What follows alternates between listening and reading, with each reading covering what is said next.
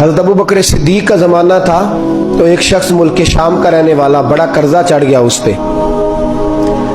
तो वो हज़रत अबू बकर सिद्दीक के पास आया, कहने लगा आप अमीर भी हैं और अमीर भी हैं, दोनों बातें। एक अमीर ये है कि मुसलमानों के सरबराह हैं, और दूसरा अल्लाह ने आपको माल दौलत भी अता फरमाया है, तो मेरे ऊपर कर्जा चढ़ गया तो मेहरबानी फरमाए। वो कहता है हज़रत सिद्दीक अकबर ने मेरा हाथ पकड़ा, घर के अंदर ले गए।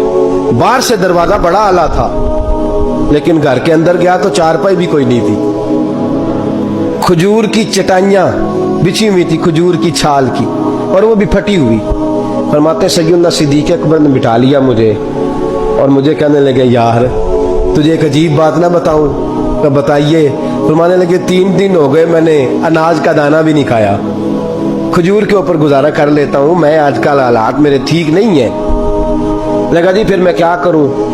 तो आप फरमाने लगे तो उस्मान गनी के पास जा। किसके पास? शख्स कहने लगा जी मुझे तो बहुत सारे पैसे चाहिए। तो आपने फरमाया तेरी सोच वहां खत्म होती है जहां से उस्मान की सखावत शुरू होती है। तेरी सोच वहां तू जो सोचता है ना इतने मिलेंगे, तेरी खत्म होती है सोच जहां से उस्मान की सखावत शुरू होती है। तू जा। कहने लगा जी आपका नाम लूं? फरमाया जरूरत ही नहीं पड़ेगी। अजी मैं जिक्र करूंगा कि मुझे अमीरुल मोमिनीन ने भेजा। फरमाया जरूरत है, सिर्फ इतना तू जाके बताना कि मैं मकरूज हूं और रसूलुल्लाह का नौकर हूं सल्लल्लाहु अलैहि, इतना बताना कि मुसलमान हूं, मुस्तफ़ा का गुलाम, बस, और किसी इजाफे की जरूरत है। कहा जी वो दलील मांगेंगे। फरमाया उस्मान खैरात करते तफ्तीशें नहीं करता, उस्मान अल्लाह की राह में देते हुए तफ्तीशें 10 रुपए देना और 100 बात सुनाना फकीर को, तुक तो नहीं ना, 10 रुपए और 100 किस्म के ताने ना दे तू मियाँ, चश्म पोशी कर जा।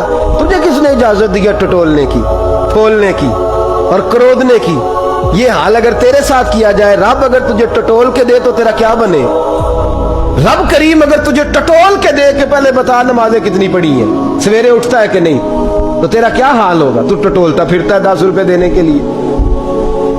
हजरत उस्मान गनी की आदत नहीं। वो शख्स कहता मैं चला गया, पूछता पुछाता दरवाजे पे पहुंचा, दरवाजे पे दस्तक दी तो हजरत उस्मान गनी के अंदर से बोलने की आवाज है, अपने बच्चों को डांट रहे हैं। कहते हो यार तुम लोग शहद के अंदर, दूध के अंदर शहद मिला के पीते हो, खर्चा थोड़ा कम करो, इतना खर्चा तुमने बढ़ा दिया है।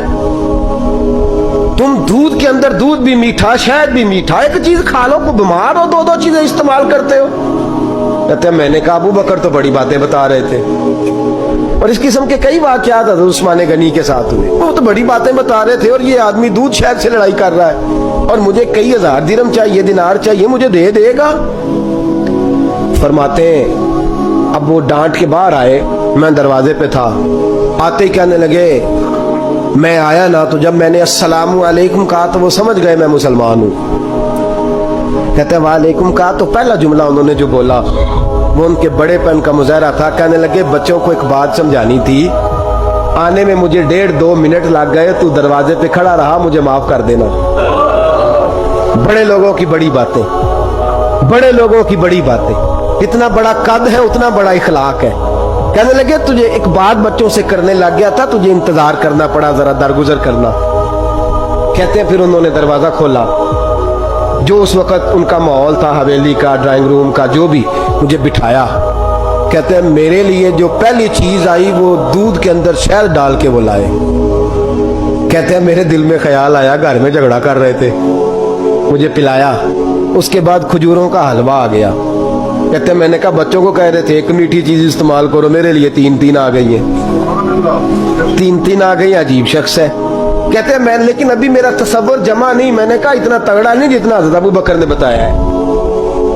कहते हैं खिला पिला के ना फिर पूछने लगे कैसे आए हो, कैसे आए हो?